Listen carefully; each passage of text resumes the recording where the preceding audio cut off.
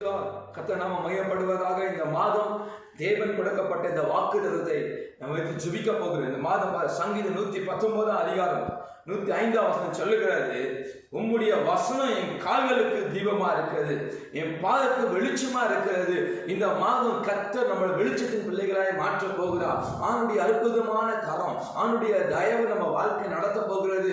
அல்லேலூயா. மேகஸ்தமமா அக்னி ஸ்தமமாய் மோசையின் காலத்தை இஸ்ரவேல் ஜனங்களை நடத்தின அதே ஆண்டவர், அல்லேலூயா, இரவில் உண்டாகிறதான பயங்கரத்துக்கும் பகல் உண்டாகிறதான அம்புகளுக்கும் கர்த்தர் விளக்க அவர் நல்லவராக இருக்கார். சொந்து போகாதீங்க, கலங்கி போகாதீங்க. கர்த்தர் உங்களை நடத்துவார். உன்னை நீ ஆராதிக்கிற தேவன் சர்வவல்ல தேவனா இருக்கா. இந்த ஆண்டவராக இயேசு கிறிஸ்து உன் கண்ணீரை, உன் துக்கத்தை, உன் பிரச்சனை எல்லாத்தையும் மாற்ற இந்த மாதம் எல்லாம் நீக்கி போட அவர் நல்லவரா இருக்கா. இன்னைக்கு சமாதானமும் சந்தோஷ கர்த்தர் கொடுக்க போறார். உங்களுக்காக நான் ஜெபிக்க போகிறேன். பரிசுத்தமுள்ள நல்ல ஆண்டவரே, தீபமாய் வருகிற தேவனே, எங்க வாழ்க்கையில வெளிச்சமா வர முடியாது. எத்தனையோ போராட்டத்தில் வாழ்ந்து கொண்டிருக்கலாம், கண்ணீரோட வாழ்ந்து கொண்டு இருக்கலாம், துக்கத்தோட வாழ்ந்து கொண்டு இருக்கலாம். இயேசுவின் நாமத்தினால் இந்த கால நேரத்தில் இந்த மாதம் எல்லாம் நீங்கி போய் ஒரு சமாதானம் பெறட்டும்.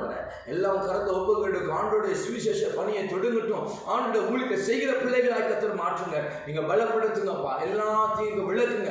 பிள்ளைகளை ஆஸ்வதிக்கணும். இயேசுப்பா நாமத்தினால ஜெபிக்கிறோம் நல்ல பிதாவே. ஆமென், ஆமென், ஆமென். God bless you. கர்த்தர் ஆசீர்வதிப்பாராக.